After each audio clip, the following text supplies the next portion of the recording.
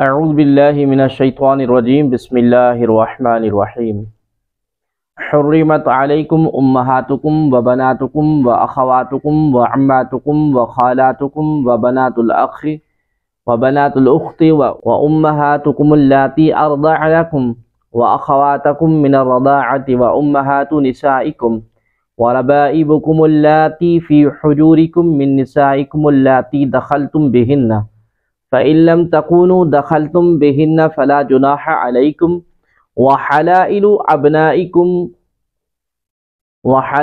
أبنائكم الذين من أصلابكم وأن تجمعوا بين الأختين إلا ما قد سلف إن الله كان غفورا رحيما۔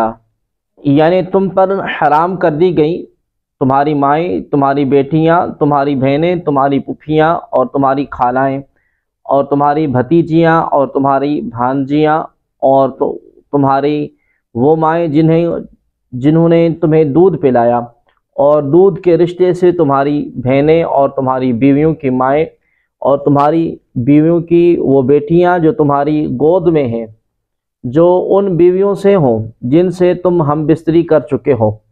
پھر اگر تم ان بیویوں سے ہم بستری نہ کی ہو تو ان کی بیٹیوں سے نکاح کرنے میں تم پر کوئی حرج نہیں، اور تمہارے حقیقی بیٹوں کی بیویاں اور دو بہنوں کو اکٹھا کرنا حرام ہے، البتہ جو پہلے گزر گیا، بے شک اللہ بخشنے والا مہربان ہے۔ حرمت علیکم امہاتکم، تم پر حرام کر دی گئی تمہاری مائیں۔ نسب کی وجہ سے 7 عورتیں حرام ہیں، وہ یہ ہیں کہ نمبر 1 ماں، اس طرح وہ عورت جس کی طرف باپ یا ماں کے ذریعے سے نسب بنتا ہو، یعنی دادیاں اور نانیاں، خواہ قریب کی ہوں یا دور کی، سب مائیں ہیں اور اپنی والدہ کے حکم میں داخل ہیں۔ سوتیلی ماؤں کی حرمت کا ذکر پہلے ہو چکا ہے۔ نمبر 2 بیٹیاں، پوتیاں اور نواسیاں کسی درجے کی ہوں، بیٹیوں میں داخل ہیں۔ نمبر 3 بہن، 4 پھوپھی، نمبر 5 خالہ، نمبر 6 بھتیجی، نمبر 7 بھانجی۔ اس میں بھانجیاں، بھتیجیاں اور ان کی اولاد بھی داخل ہے۔ خلاصہ یہ ہے کہ اپنی اولاد اور اپنے اصول حرام ہیں۔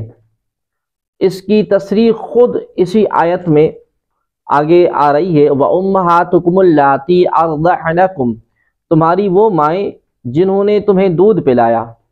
رضاعی رشتے دودھ کے رشتوں کو کہتے ہیں۔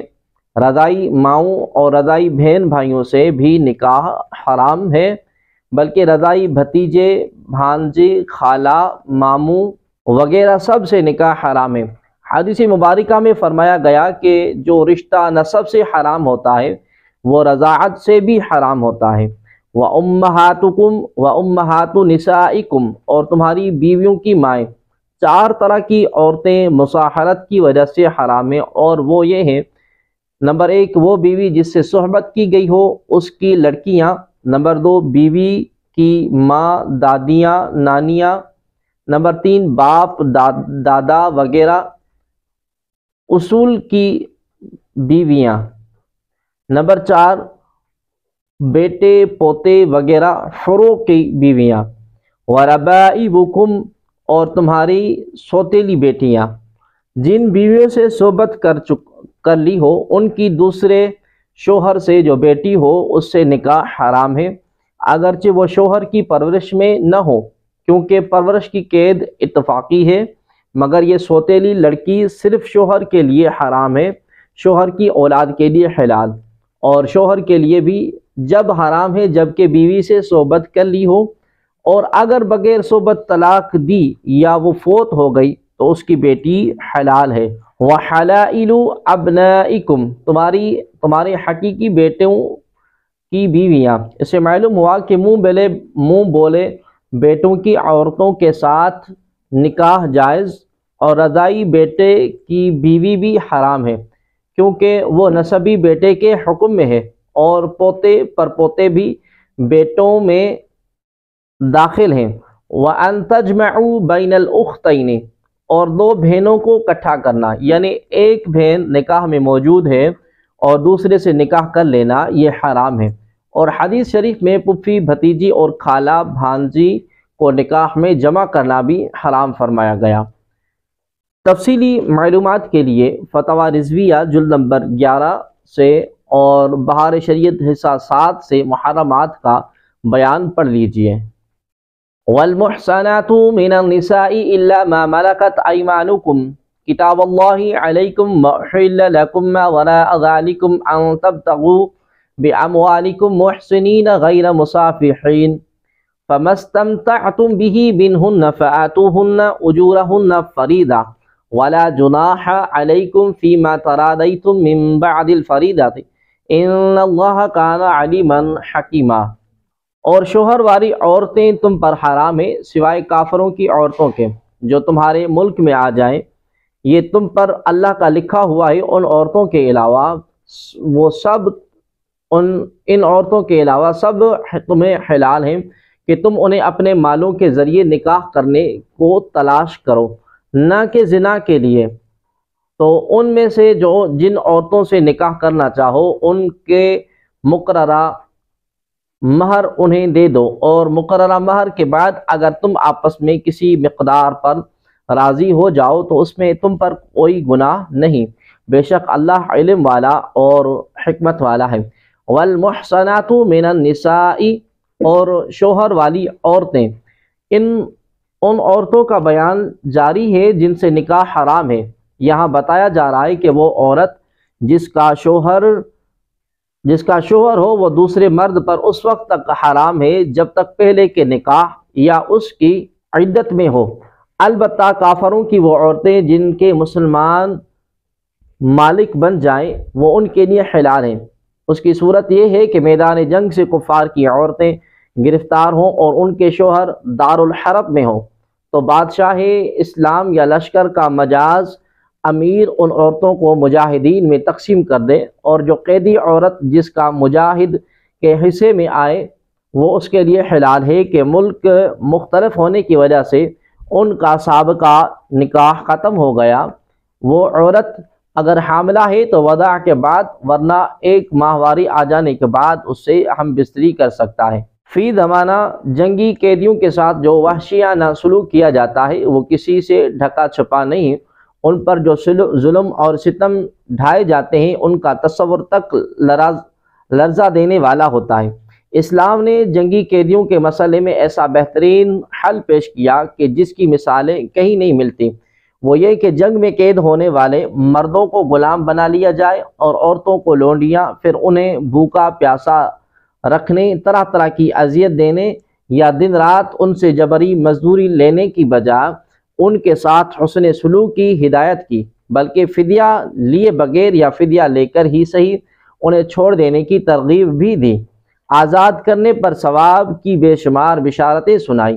جنگی قیدیوں کو لونڈی غلام بنانا لازمی قرار نہیں دیا، بلکہ مکافات عمل کے طور پر صرف اجازت دی، کیونکہ اس دور میں جنگی قیدیوں کو لونڈی غلام بنانے کا رواج تھا، جس کو اوپر بیان کردہ طریقوں کے مطابق تدریجاً ختم کیا گیا۔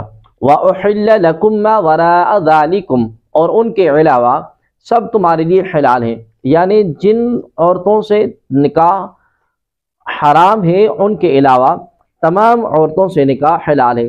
لیکن یہ یاد رہے کہ مزید کچھ عورتیں ایسی ہیں جن کا ذکر مذکورہ بالا آیات میں اگرچہ نہیں مگر ان سے نکاح حرام ہے، جیسے 4 عورتوں کے نکاح میں ہوتے ہوئے 5ویں سے نکاح، مشرکہ عورت سے نکاح، 3 طلاق دینے کے بعد حلالہ سے پہلے اسی عورت سے دوبارہ نکاح، اسی طرح پھپھی بھتیجی خالہ بھانجی کو ایک شخص کے نکاح میں جمع کرنا، یوں ہی طلاق یافتہ کی عدت میں نکاح حرام ہے۔ البتہ ان سے ہمیشہ کے لیے نکاح حرام نہیں، نکاح میں جو رکاوٹ ہے وہ ختم ہونے کے بعد ان سے نکاح ہو سکتا ہے۔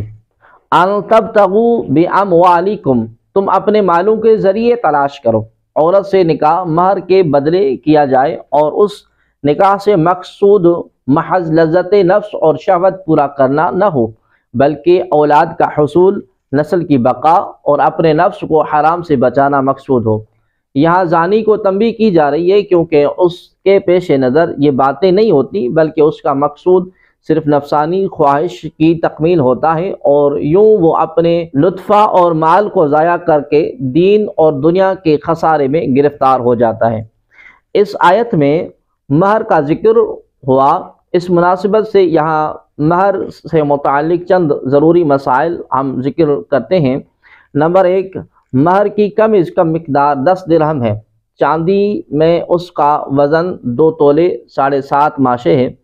اس کی جو قیمت بنتی ہو وہ مہر کی کم از کم مقدار ہے، زیادہ کی کوئی حد نہیں، باہمی رضامندی سے جتنا چاہے مقرر کیا جا سکتا ہے، لیکن یہ خیال رکھیں کہ مہر اتنا مقرر کر دیں جتنا دے سکتے ہوں۔ نمبر 2، مہر کا مال ہونا ضروری ہے، اور جو چیزیں مال نہیں وہ مہر نہیں بن سکتی۔ مثلا مہر یہ ٹھہرا کہ شوہر عورت کو قرآن مجید یا علم دین پڑھا دے گا تو اس صورت میں مہر مثل واجب ہوگا۔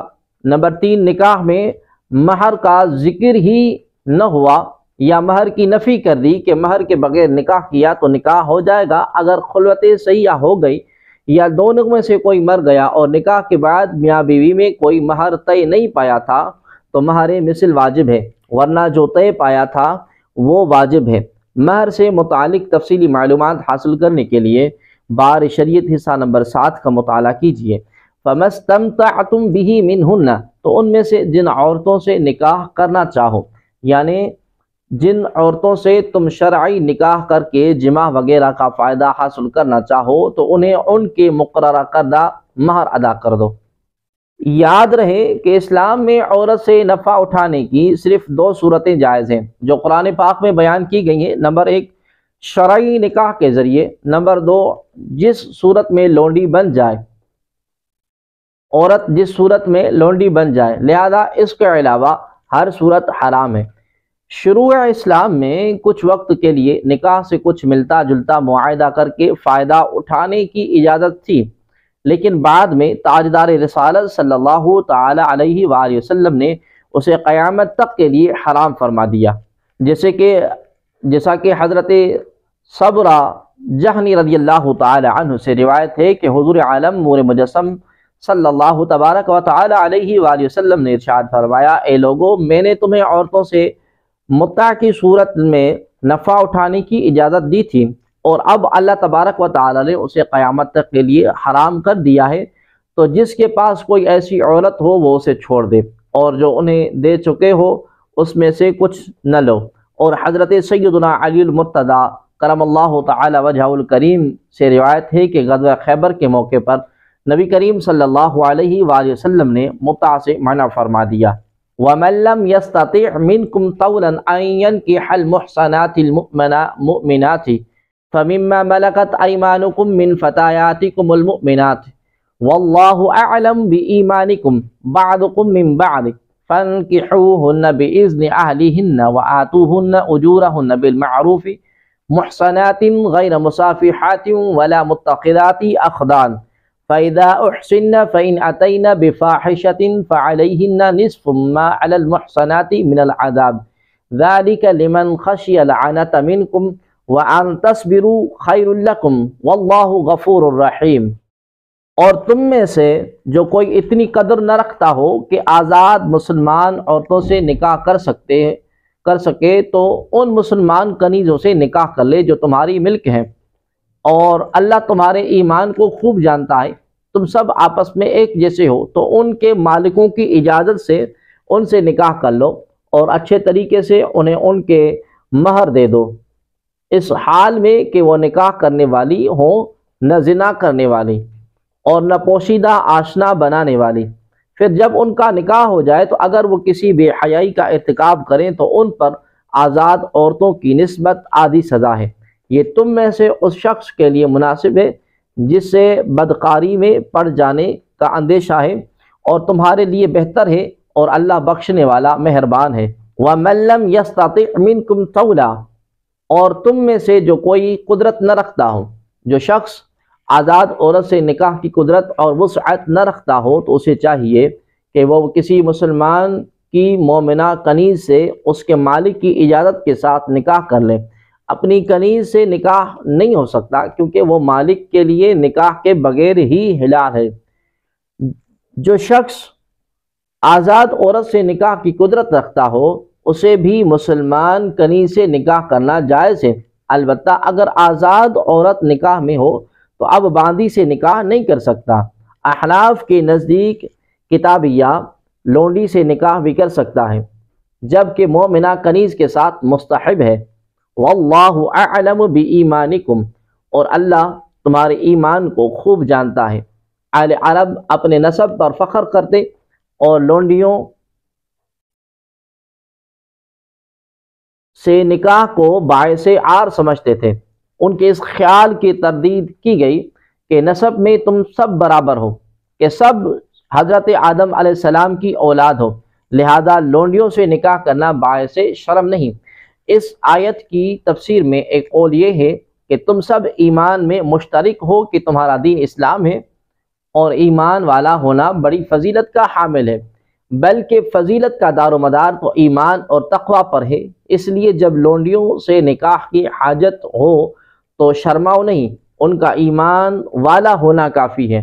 فَإِنْ أَتَيْنَ بِفَاحِشَةٍ، اگر وہ کسی بے حیائی کا ارتکاب کریں، نکاح کے بعد اگر لونڈی زنا کرے تو آزاد عورت کے مقابلے میں اس کی سزا آدھی ہے، یعنی آزاد کنواری عورت زنا میں ملوث ہو تو اس کی سزا 100 کوڑے ہے، اور لونڈی کی سزا اس سے آدھی یعنی 50 کوڑے ہے۔ لونڈی چاہے کنواری ہو یا شادی شدہ، اس کی سزا 50 کوڑے ہی ہے۔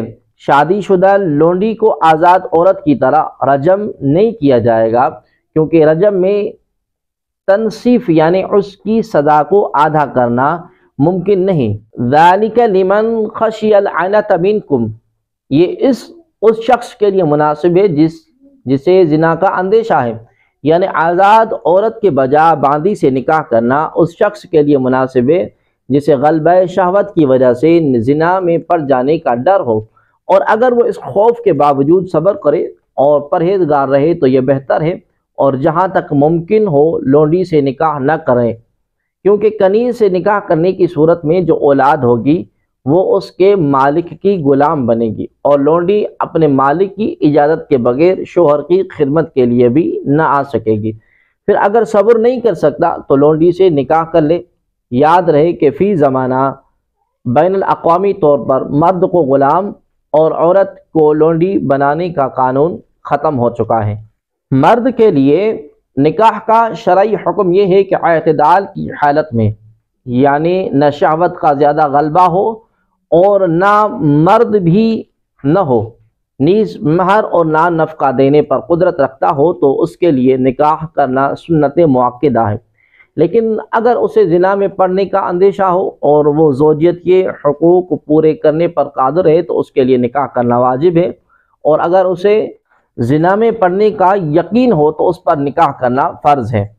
اگر اسے زوجیت کے حقوق پورے نہ کر سکنے کا اندیشہ ہو تو اس کا نکاح کرنا مکروہ، اور حقوق پورے نہ کر سکنے کا یقین ہو تو اس کے لیے نکاح کرنا حرام ہے۔